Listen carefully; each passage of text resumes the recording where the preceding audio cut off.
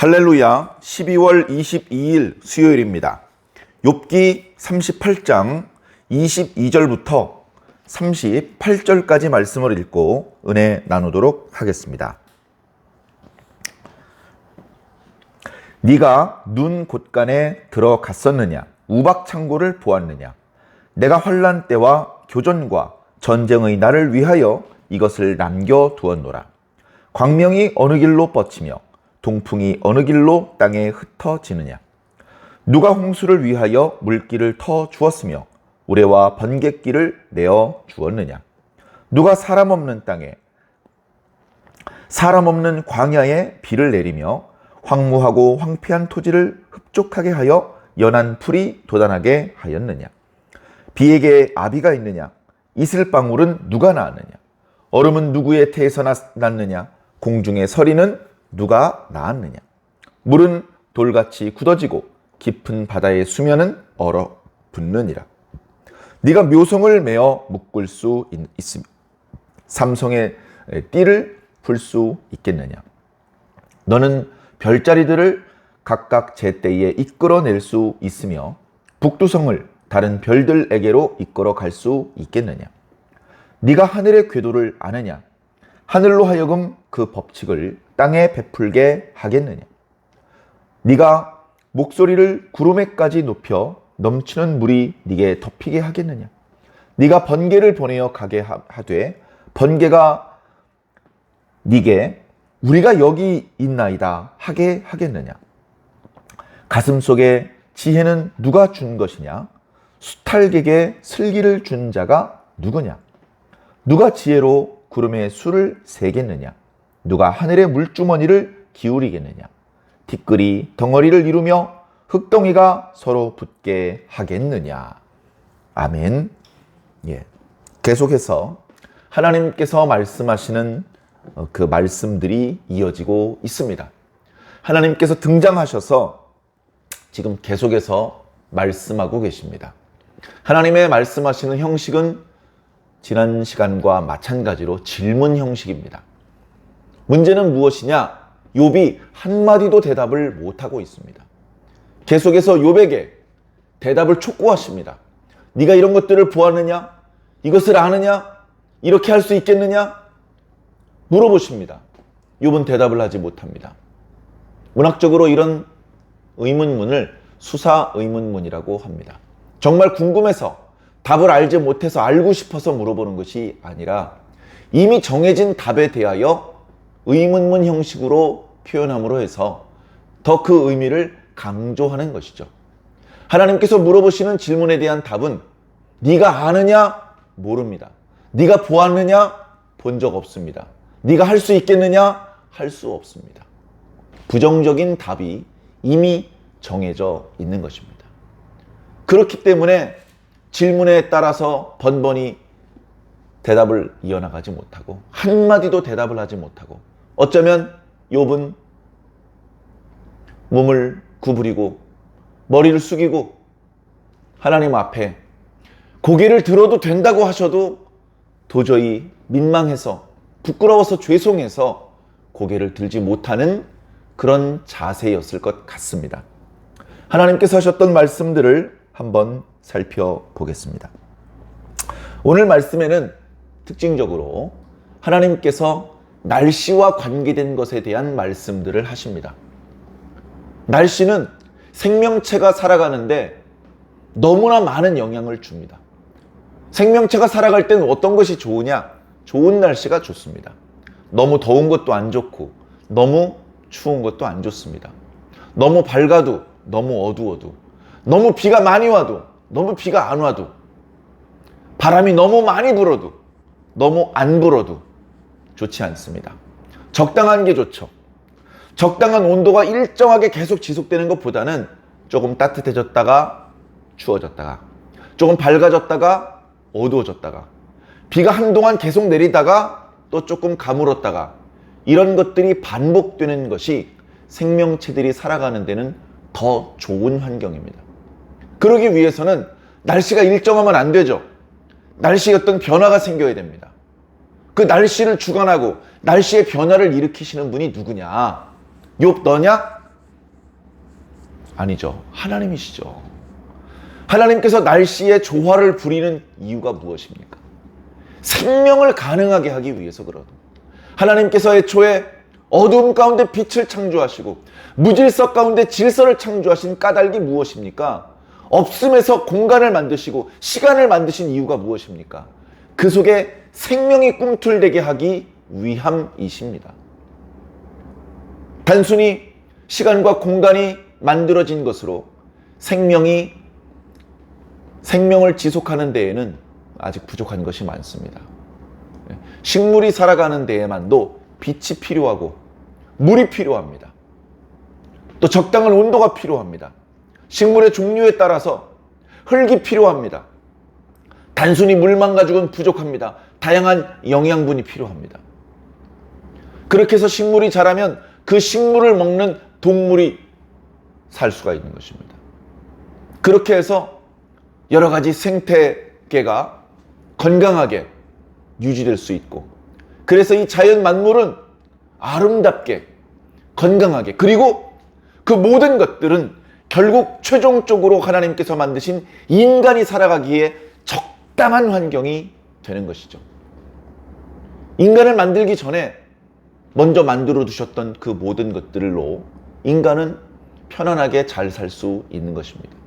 비가 와도 숨을 수 있고, 햇볕이 장렬해도 그늘로 피할 수 있고, 배고프면 열매를 먹을 수 있고, 목마르면 물을 마실 수 있고, 하나님께서 이미 다 준비해 두셨고, 심지어 사람의 몸속에 다른 미물들하고는 비교할 수 없는 지혜를 기본 장착해 두셔서 하나님께서 일일이 가르쳐 주지 않으셨는데도 불구하고 인간은 스스로 터득하고 배워서 행복하게 즐겁게 살 수 있었던 것입니다. 말씀을 한번 살펴보겠습니다. 눈 곳간에 들어갔었느냐? 과연 욥이 살던 지역에 눈이 얼마나 자주 내렸는지는 모르겠습니다. 어쩌면 1년 내내 10년, 20년, 100년이 지나도 눈이 내리지 않는 지역일지도 모릅니다. 그러나 욥은 견문이 넓었기 때문에 눈이 내리는 먼 지역에 대한 소문을 들었을지도 모릅니다. 그렇게 자주 경험하지 못했던 눈에 대하여 하나님께서 곡간을 만들어 놓으시고 거기에 잔뜩 눈을 저장해 놓으셨다가 필요한 순간이 되었을 때 눈을 땅에 뿌리시는 것은 상상도 할 수 없었죠. 눈과 마찬가지로 우박도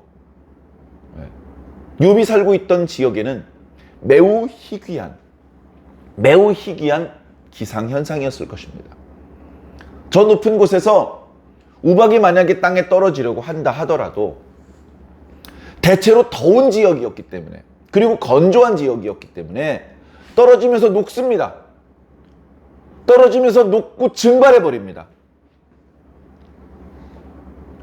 그런 우박의 존재를 직접 경험하는 것은 힘들었을 것이고, 그 역시 여러 가지 주워들은 이야기로 어렴풋이 알 뿐이었을 텐데, 야, 하늘에서 돌멩이가 떨어져, 돌멩이. 야, 근데 그 돌멩이의 정체는 물이더라, 물. 욥이 살고 있는 지역에 얼음이 있었을까요? 12달 내내 영하로 떨어지지 않는 그런 기후에서 얼음을 경험할 수 있을까요? 얼음을 누가 보여주면서 그것이 녹으면서 물이 되는 것을 보면서, 아, 물이 이렇게 모양이 변하기도 하는구나 하면서 감탄을 했을지는 모르죠. 겨우 그 정도의 경험과 지혜와 지식을 가지고 있는 욥에게 하나님께서는 말씀하시는 겁니다. 네가 눈 곳간 본 적 있냐? 우박 창고 본 적 있냐? 그거 내가 만들었어. 다시 말해, 이런 하나님의 말씀, 하나님의 질문을 통해서 욥은 자신이 뽐냈던 지혜가 아무것도 아니라는 것을 깨닫게 되는 겁니다. 1 더하기 1이 2라는 것을 깨달은 사람 앞, 구구단을 외우는 사람 앞에 무슨 그게 자랑할 것이냐. 이제 겨우 구구단을 떠듬떠듬 외우는 학생아, 미적분을 하는 사람 앞에 그게 무슨 자랑이 되겠느냐.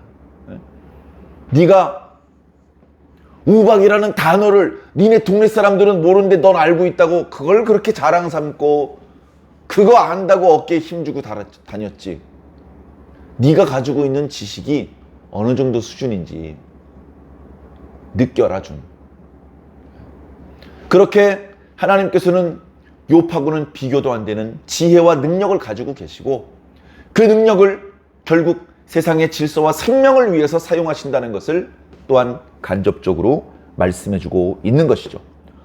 광명, 동풍, 우레, 번개, 홍수, 물길 전부 자연현상이며 생명체가 살아가는 데 꼭 필요한 것이지만 이것이 지나치면, 예를 들어서 물이 꼭 필요한 것인데 너무 지나치게 많으면 홍수가 일어나서 오히려 목숨이 위태로워질 수도 있고, 바람이 적당하게 불어주는 것이 여러모로 좋지만 여기서 동풍, 동쪽으로부터 불어오는 뜨겁고 건조한 바람은 농작물들을 말려 죽이고 산불을 유발하며 사람들의 건강도 해치게 되는 그런 바람이 될 수도 있는 것입니다.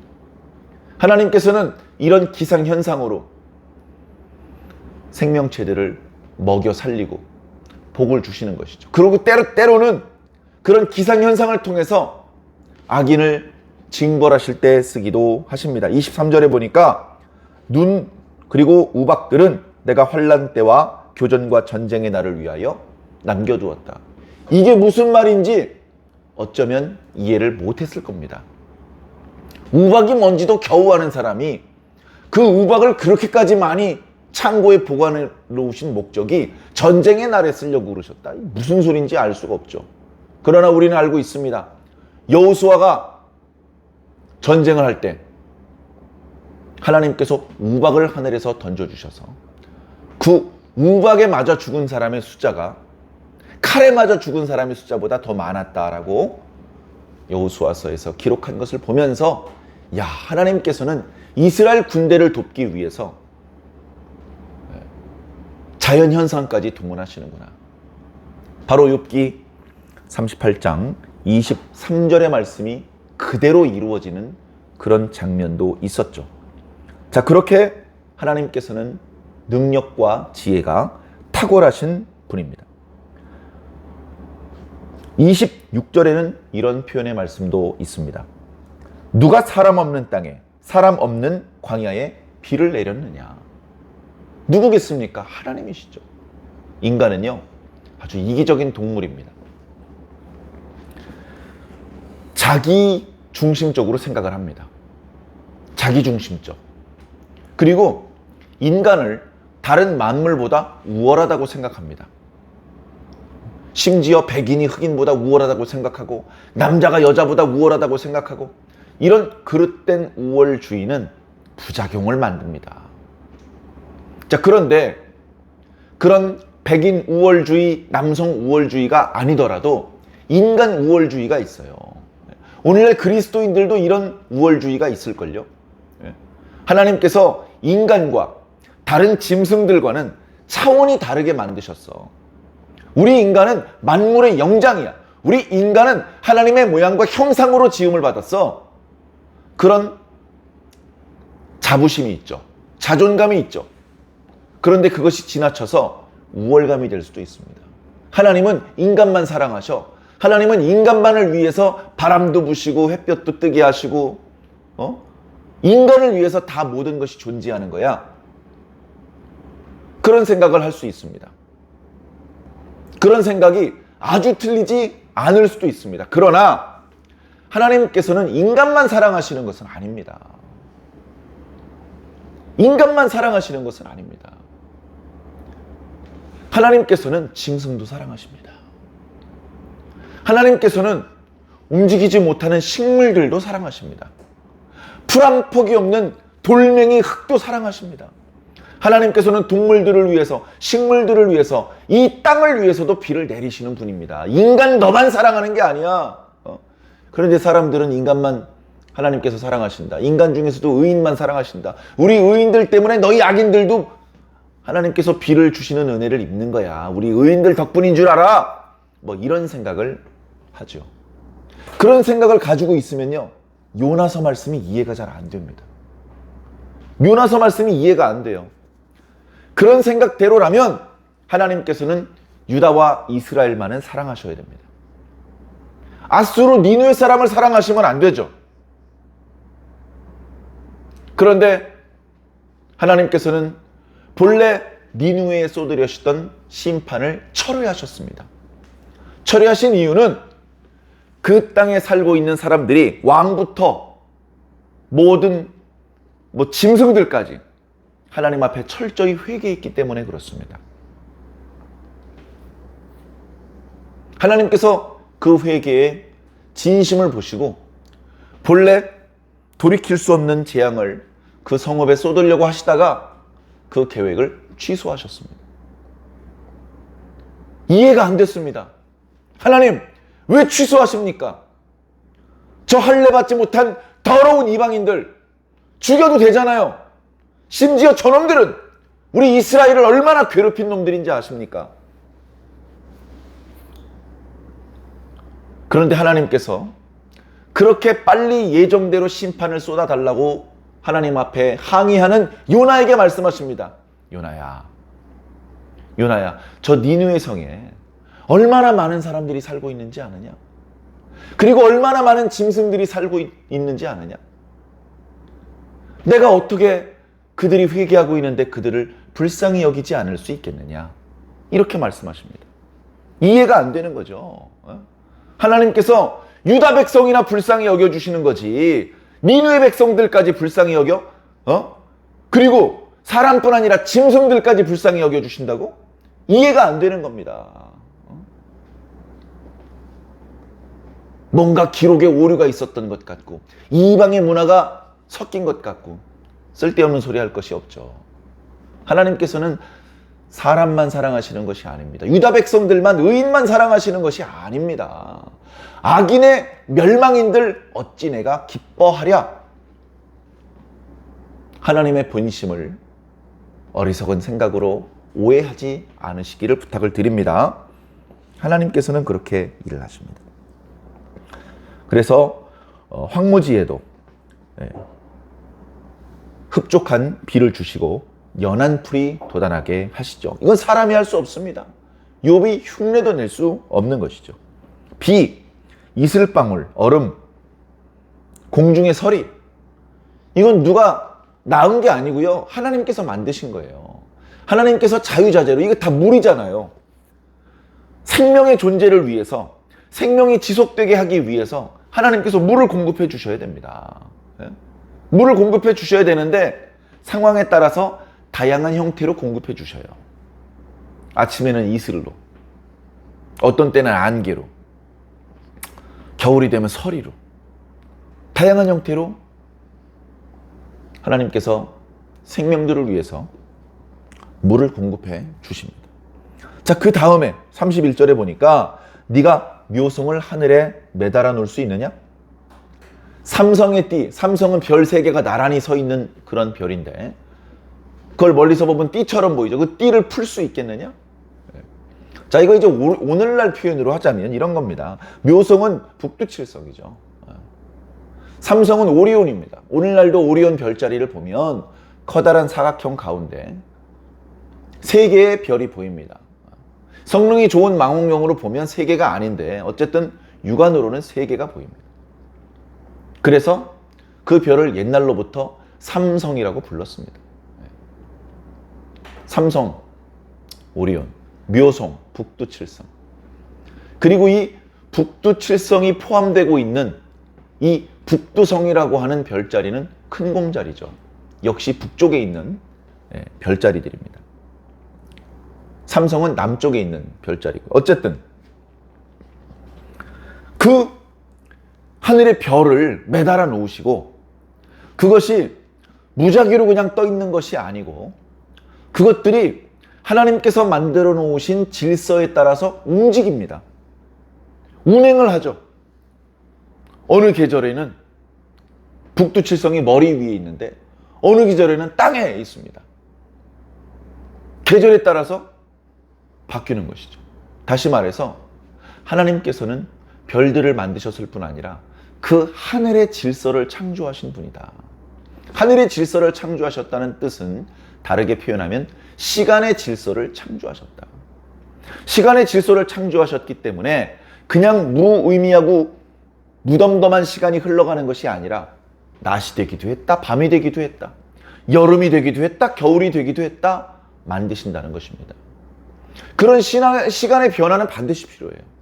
그런 시간의 변화가 없으면요, 간단히 말씀드려서 농사 어떻게 짓습니까? 언제 씨를 뿌려야 될지인지 어떻게 합니까?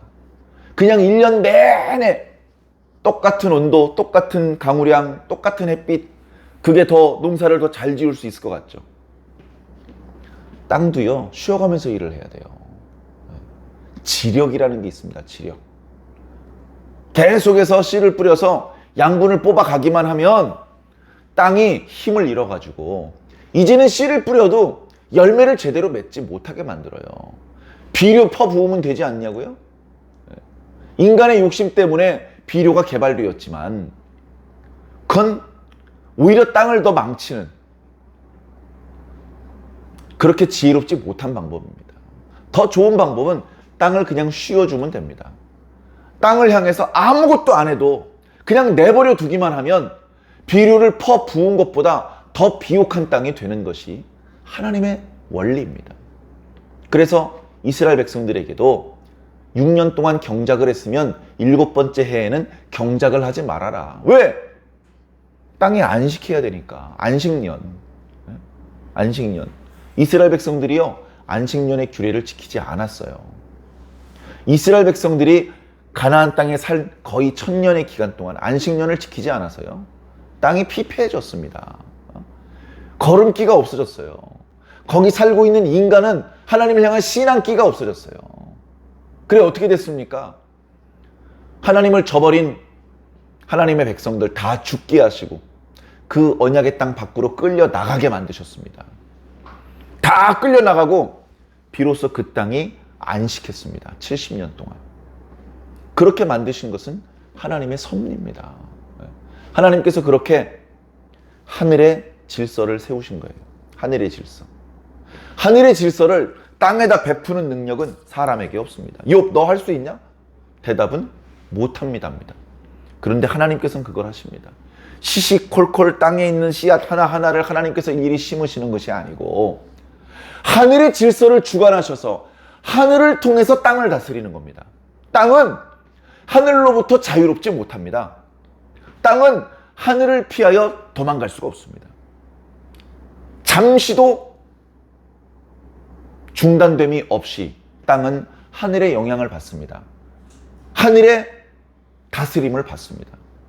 땅은 하늘이 명한 대로 움직일 수밖에 없습니다. 하나님께서는 하늘을 주관하셔서 그 하늘로 하여금 땅을 다스리고 계신 것입니다. 그것도 몰랐던 거죠. 자, 36절에 보면 이런 표현이 있습니다. 가슴 속의 지혜는 누가 준 것이냐? 수탈객에 슬기를 준 자는 누구냐? 왠지 정답은 하나님일 것 같은데 번역이 좀 이상해요. 자, 이 번역을 좀 자연스럽게 다시 설명을 한번 드려보도록 하겠습니다. 가슴 속에라는 표현은요, 원문을 보면 그 단어가 가슴으로도 번역할 수 있는데 따오기로도 번역할 수 있습니다. 따오기라는 새의 일종이죠. 따오기라는 단어도 똑같은 발음, 똑같은 형태를 하고 있습니다. 그래서 이것을 다시 번역을 하면 따오기에게 지혜를 누가 준 것이냐, 이렇게 번역할 수도 있는 것이죠. 그게 뒤에 수탉이 나오기 때문에 따오기로 번역하는 것이 훨씬 자연스러워요. 그리고 여기 왜 수탉이 나오고 여기 따오기가 왜 나왔느냐 하면, 수탉은요, 비가 오는 걸 미리 알아요. 비가 올 것 같으면 벌써 우는 소리가 다르고요, 행동거지가 많이 다릅니다. 그리고요, 따오기는 이집트에서 나일강이 범람하는 것을 미리 알려주는 그런 새라고 알려져 있습니다. 따오기는 나일강이 범람할지 안 범람할지 알아요. 수탉은 비가 많이 와서 홍수가 날지 홍수가 안 날지를 압니다. 참 대단한 것이죠. 그러면 따오기하고 수탉은 그렇게 나일강이 범람하고 큰 비가 올 거라는 것을 어떻게 아느냐? 그 지혜는 어디서 났느냐? 수탁이 무슨 종합대학교 다 와가지고 학사, 석사, 박사학위 받아서 아는 거냐? 하나님께서 지혜를 주신 거다. 하나님께서. 오히려 그 지혜는 인간에게는 안 주셨어요. 인간이 모든 걸 다 가지고 있는 것 같지만 몰라요. 오히려 미물이라고 우리가 무시하는 녀석들이 지진이 일어나고 해일이 일어나고 산불이 일어나고 이걸 미리 감지해서 먼저 도망갑니다. 사람이 제일 늦게 알아요. 귀로 듣고 눈으로 볼 때까지도 몰라요. 미물이지만 오히려 미물들이 더 빨리 알아채는데 그들이 그것을 더 빨리 알아챌 수 있는 그 지혜와 슬기는 바로 하나님께서 주신 것이다. 자, 이로 보건대 어찌 하나님께서 이 세상의 질서를 무질서로 돌리는 분이시냐? 어찌 하나님께서 질서와 생명을 위해서 일하시는 방식에 대하여 소홀하다고 말할 수 있겠느냐?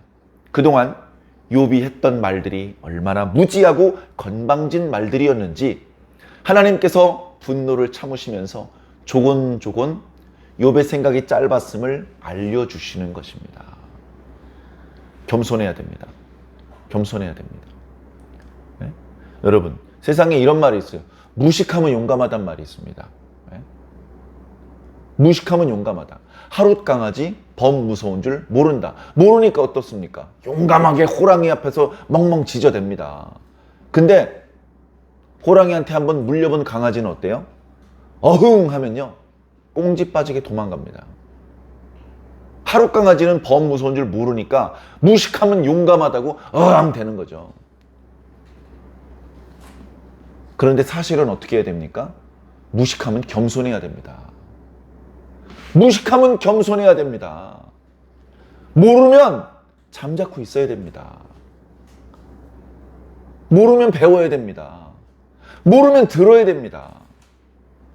그런데 미련한 인간은 모르는데도 불구하고 자기가 모르는 줄도 모르고 무식한 소리를 늘어놓습니다. 나중에 자신이 얼마나 어리석은 언행을 했었는지 알게 되면 얼마나 부끄럽겠습니까? 그렇게 부끄럽게 되지 않기 위해서 우리는 겸손해야 될 필요가 있습니다.